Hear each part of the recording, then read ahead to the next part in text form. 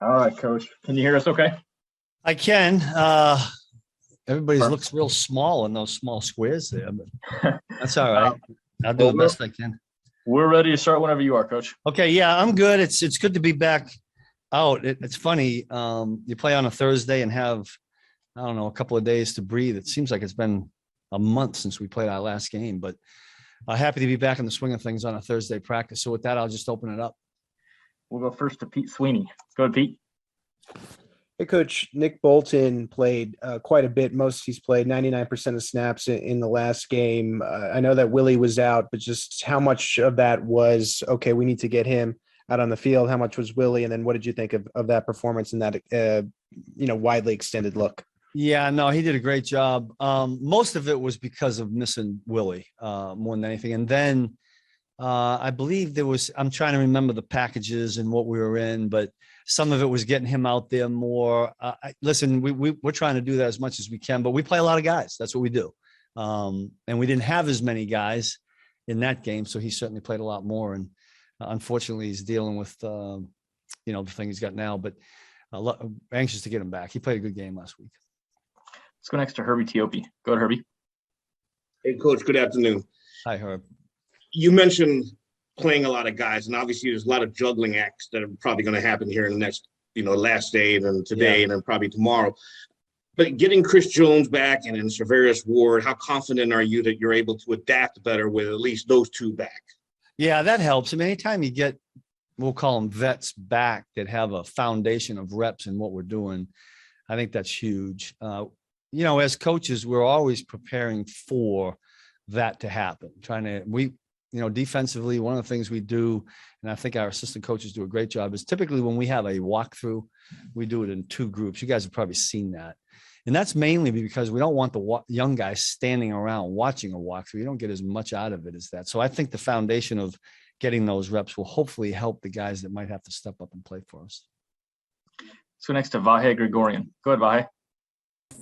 Hey, Steve. We know Andy so much for his stability, but I also wonder if maybe it's a little underappreciated how adaptable he's been in his career and how much this moment kind of speaks to that. Do you have a way you could describe that, and is it accurate?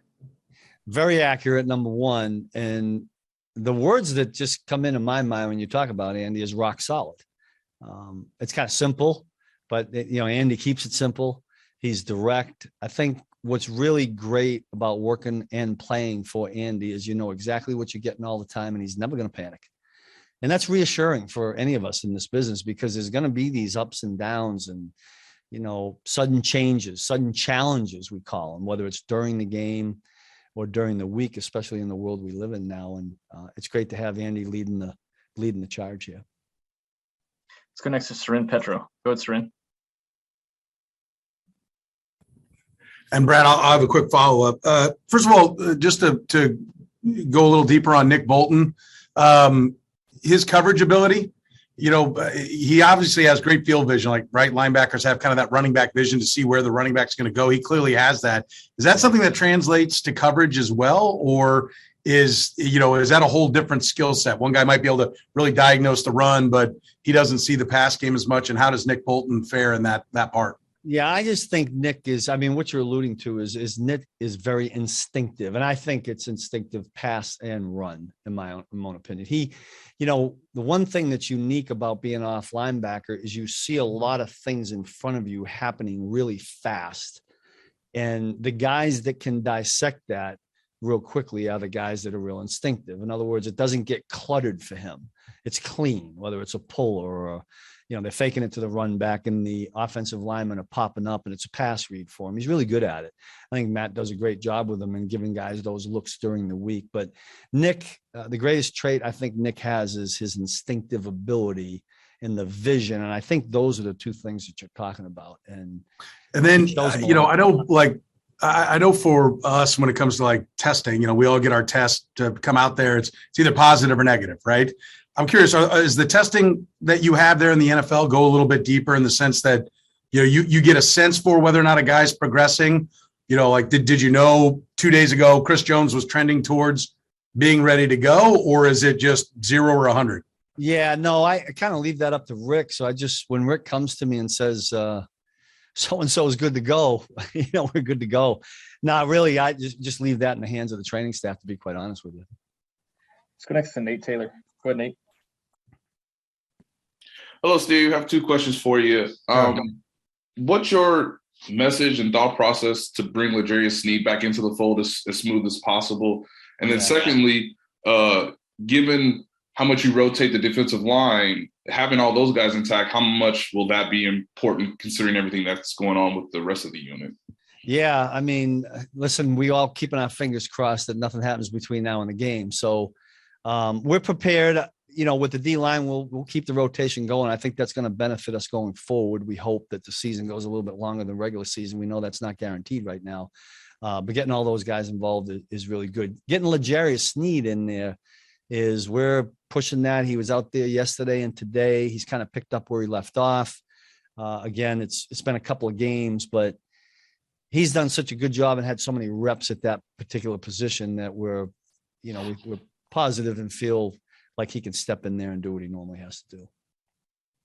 Let's go next to Adam Teicher. Go ahead, Adam. Hey, Steve. Couple things. First, I believe this is the first time you've played against the Steelers since you've been back here. Just wondering what you see from Roethlisberger and this group that stands out to you. And Brad, I'll have a second question as well. Yeah, you know what, Adam? It's funny. When you're not watching the tape and the season's progressing and you hear little tidbits about how teams are doing, I mean, for whatever reason, things had come out. I expected to see a different Ben Roethlisberger, but you put tape on, he's still dangerous. He still loves to throw that deep ball, and he's really good at it.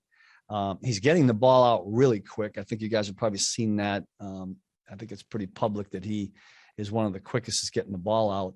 And what they've been doing in the fourth quarter is of biggest concern, well, not biggest concern, but one of the big concerns. That's probably a testament to Ben and, never say die. And he's always finding a way to rally his team back. But I still see a real quality quarterback, in my opinion. Okay. And with regard to Chris Jones and Ward and L'Jarius Sneed, how do those guys look, or how are they looking in practice this week, understanding that there's different issues maybe with all those guys? Yeah. L'Jarius, we had yesterday and today, and he looked pretty smooth and natural. Now, did not see very much of Chris and Travarius, to be honest with you, just because they've been physically not doing anything for a while. And so we wanted to be really careful with the numbers of reps. But hopefully tomorrow we can get them in there and wrap it up a little bit. Coach, that's all we have. Appreciate the time. You got it. Thanks, gang. All right, guys, we got Coach EB coming our way next.